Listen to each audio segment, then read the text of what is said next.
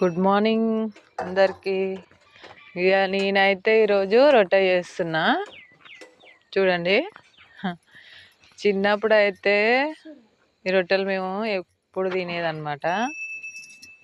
ఎట్లా అంటే మా అమ్మ మేము లేచేసరికల్లా మబ్బుల 4 గంటలకు లేచి కట్టెల పొయ్యి ముట్టించి అన్నం ఆరబెట్టి రొట్టెలు చేసేది. సాట నిండా రొట్టెలు ఉండేదన్నమాట. మనిషికి ఒక రొట్టె.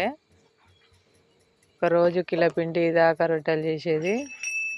ఆ రొట్టె తిని చాయ్ తాగి స్నానం చేసి రెడీ అయ్యి స్కూల్కి వెళ్ళేదన్నమాట. చిన్నప్పటి జ్ఞాపకాలు అయితే గుర్తుకొచ్చాయి ఫ్రెండ్స్. మా అమ్మ అయితే ఎప్పుడు చేసేది. మా నాన్న అయితే ఈ రొట్టె తిని తాళ్ళకు పోయేది, మేము స్కూల్కి పోయేది. అసలు ఎప్పుడైనా చపాతీలు చేసుకునేది. నూకల రొట్టె అయితే ఎప్పుడు చేయలేదు. నిన్న మొన్న అయితే సర్వపిండి పెట్టిన అప్పుడప్పుడు. అయితే ఈరోజు ట్రై చేద్దాం, నూకల రొట్టె ఎట్లుంటుందో ఒకసారి చేసి చూద్దామని ఈరోజు అయితే చేస్తున్నా. ఎప్పుడు చేయలేదు. ఎక్కువ అయితే చపాతీలే చేసుకునేది అనమాట. రొట్టెలు అయితే పిండి కొంచెమే కలిపిన అనమాట. మా పిల్లలు ఇద్దరికి మా సీన్ తినని అన్నాడు, నాకు వద్దన్నాడు. అందుకనే మా ముగ్గురికి 3 అయితే చేసిన.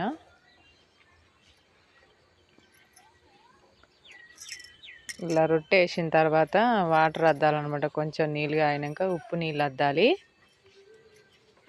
ఉప్పు నీళ్ళు అద్దితే రొట్టె పైనంగా ఇట్లా పేలిపోకుండా పచ్చలు పచ్చలు ఇరిగిపోకుండా బాగుంటుంది అన్నమాట.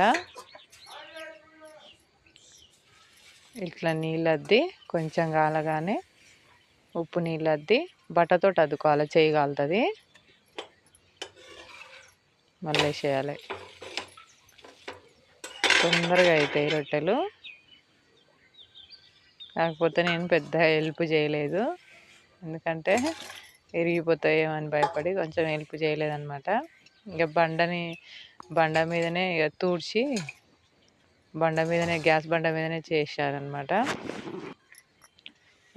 రొట్టెలు అయితే 3 చేసిన, ఎక్కువ చేయలేదన్నమాట.